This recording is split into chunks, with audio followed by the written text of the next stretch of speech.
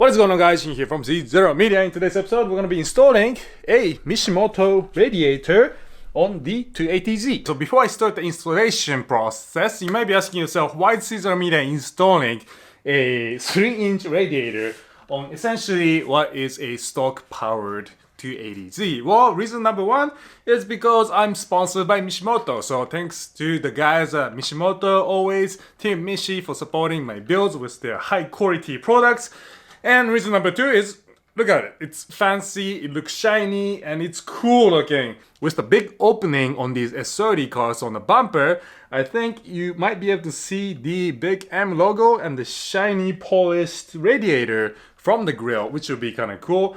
Reason number three, obviously, is for performance reasons, right? With the increased coolant capacity as well as radiator thickness, I'm gonna be able to cool down the car even more. It's not like I drive the car in the fall or in the winter time, so I don't really care how long it takes for my car to heat up in the winter time. I don't have a heater in the car anyways, so I don't really care how long it takes for the car to heat up as long as I reach the optimal temperature in normal driving conditions. One thing I want to mention before I start the installation process is that Mishimoto does not make a 280Z specific radiator on their website.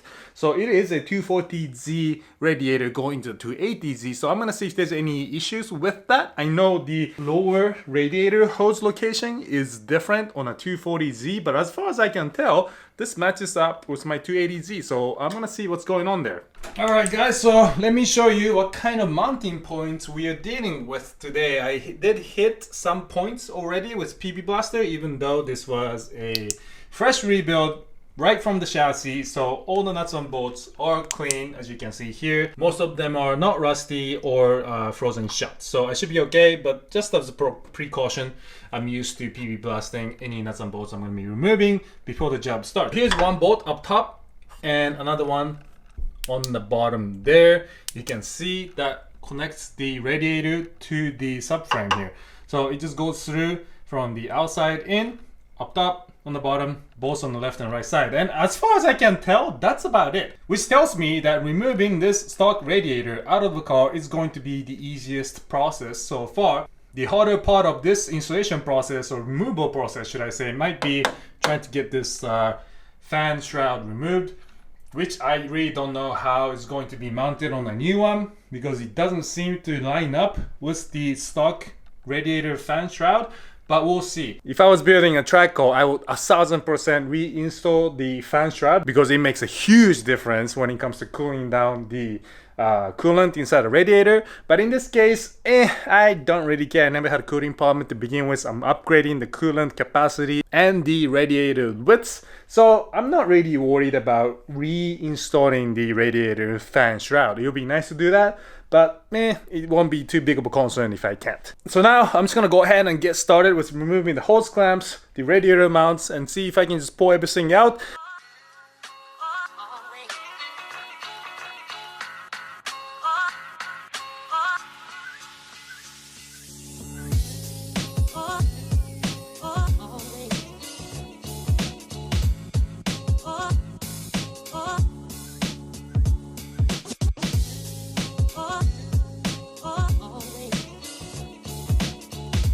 Okay guys, radiator is out. Look how clean it looks and exposed. So here is the stock 280Z radiator with the fan shroud on top. And actually no, it's backwards. Goes in like this. That's the top, that's the bottom. Now if you take this away and mount it here, yeah, there's no way that's gonna fit as I expected. So I'm just gonna get rid of that. I'm gonna run the car without the fan shroud. I'm gonna put this on eBay or something and sell that. Now, taking a look at the two radiators, you'll notice, first of all, I already measured it, that the thickness of the new radiator is 3 inches, while the stock one is about 2.5. So you gain extra capacity in terms of depth, but the height of the radiator, overall radiator, is a little bit smaller on the Mishimoto. I think you can see already just by looking at it with your eyes that the Mishimoto radiator is shorter. So I don't know if that's going to be any issue. It shouldn't, because I'm gaining space at the bottom. I measured the mounting points from the top to bottom, and it's about 9 inches, which matches with the new radiator, so that should also be okay. But I really wouldn't know how everything fits until I start putting things together.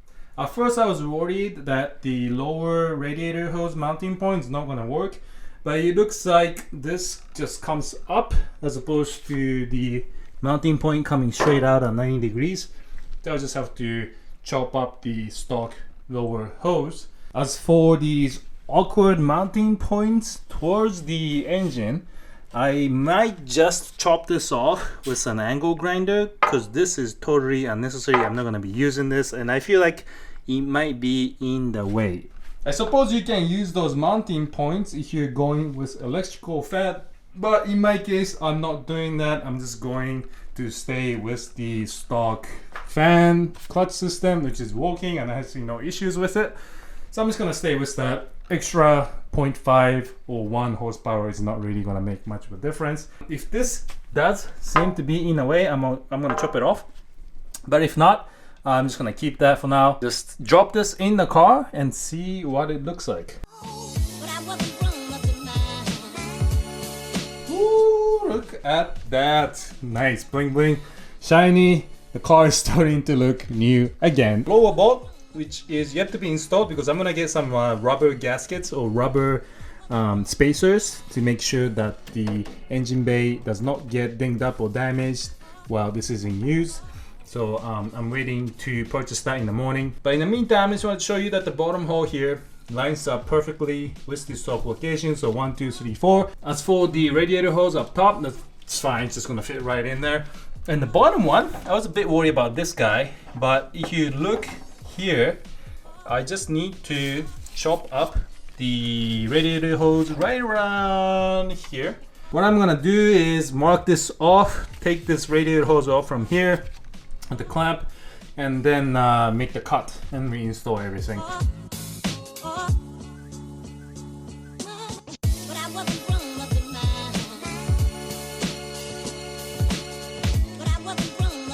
Okay guys, and just like that, radiator is installed. Check it out. I started filling it up, but unfortunately I can't finish the fill up process because it's like midnight on a Tuesday night and I don't want to wake up my neighbors. So I'm just gonna let it sit here overnight for now and finish the filling up process in the mornings. I don't need to talk about how that's done. I'm sure all of you are familiar. Overall installation was easy. 4 bolts, 2 on the left, 2 on the right, lined up perfectly.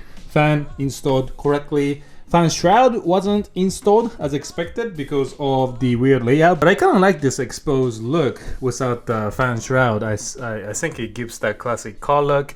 Like I said, it's not a race car, it's just a show car that I like to cruise around here and then. So fan shroud or not, I don't think it makes that much of a difference. I guess this is one minor issue that I run into, is that the coolant reservoir is on the 280 is on the left side here, passenger side.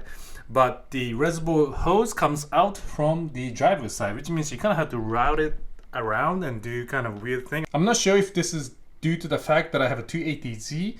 My coolant reservoir is on the passenger side, but maybe on the 240Z the coolant reservoir is on the driver's side. I don't know, because I have the cold air intake with the intake pipe going in that way, right? So if you guys know this, let me know. Just kind of curious, and let the other viewers know how it is installed on the 240Z. Overall installation is very easy to do. The lower hose I just chopped up, fit right in. I didn't have to get any new hoses, and it looks great. So that is it for the Mishimoto Radiator installation. Very easy to do, much easier than I expected actually. It's one of those rare times where installation process is smoother than you expected, so that's always good. Anyways, thanks again guys for watching this video. Make sure to hit the like button if you like the video, subscribe if you want to see more updates, and the notification bell next to the subscribe button if you want to know really what's going to be happening down the road with the 280Z. Next episode is skittered splitter installation.